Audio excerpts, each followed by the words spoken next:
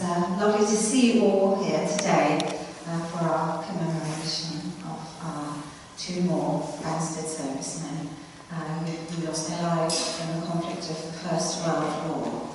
I think that at this time of year, there is a particular poignancy, isn't there, to hear the news that you have been fearing so close to the time when everyone is preparing for such joy. So we're going to begin by listening to a poem which is going to be read by a member of Dunnymans family. That's right. And so your name is Emma Lewis. That's right. So do please. The poem is entitled GCS and is written by George Lywood in memory of former Emmanuel pupil Lieutenant Geoffrey Colleton Smith of the Royal Flying Corps, killed in action on the 31st of July 1917 at the age of just 20. Of such is the kingdom. So young he was, yet dare we call him boy, who himself dared so greatly, yearned to climb higher, to taste all unalloyed the joy of self-forget in faithfulness sublime.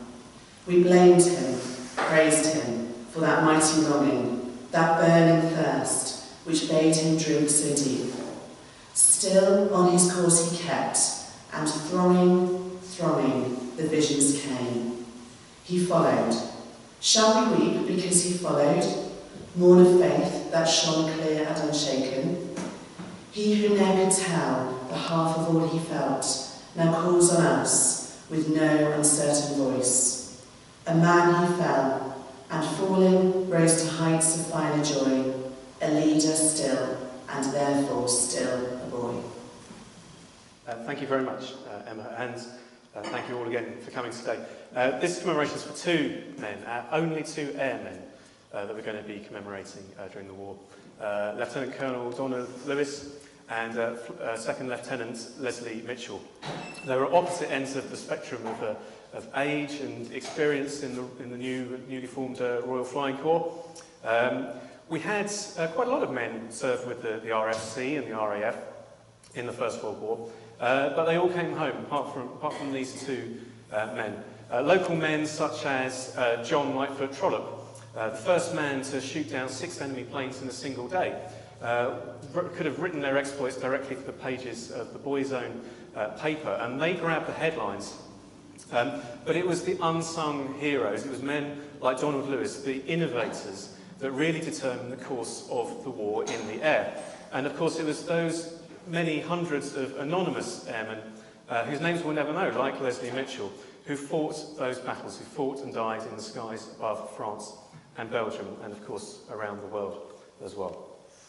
Now, when we started doing these commemorations, we didn't know about either of these two men. They weren't on our original list. And they weren't on anybody's list, actually, for a long time. With Leslie's case, Leslie's actually got a war grave in our churchyard, and it's been there for, well, over 90 years before we found out that there was actually a war grave in the churchyard. Unbelievable as it seems. Up until then, he'd been commemorated in Brookwood Cemetery on the vast memorial to all the men who have no known resting place. And it was only thanks to the efforts of a particularly tenacious researcher that his grave was tracked down to our churchyard here.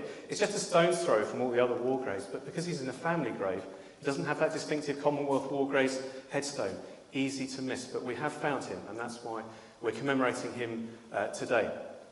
We didn't know anything about Donald Lewis either, but the Lewis family were reading through a book of their family history and happened to come across this reference to this chap, Donald Lewis. Now, they live in Banstead.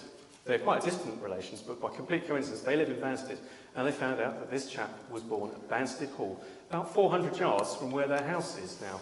And Alan was saying that back in his day, when he used to play football, he used to play football against the pupils at Banstead Hall School. So it's quite a nice coincidence that it's come out. And so we thank them very much for bringing the fascinating story of Donald Lewis to our attention. And we're going to commemorate both of those men today. I'm going to talk about them and tell their stories in a little more detail in a few minutes. But what we're going to do now is we're going to toll the bell 100 times in memory of them both. As well as the Lewises here today, we were hoping to have the Mitchell family with us, and they were coming, but unfortunately they've now had to attend a funeral at the same time. But they are going to be coming tomorrow, and they're going to be laying a wreath in the churchyard on Leslie Mitchell's grave, and so he will be commemorated in that way. For now, we're going to toll the bell 100 times for both bands. So if the Lewis family would like to join me.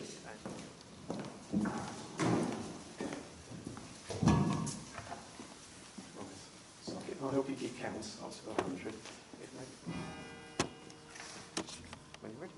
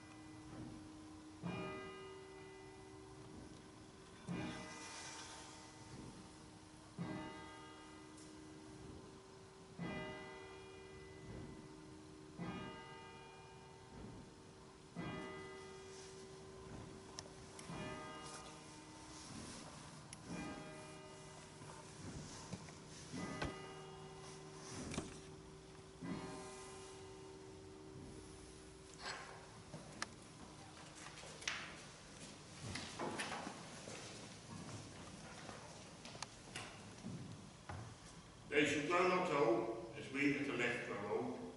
Age shall not weary them, nor the years condemn. At the going down of the sun, and in the morning, we will remember them. We will remember them.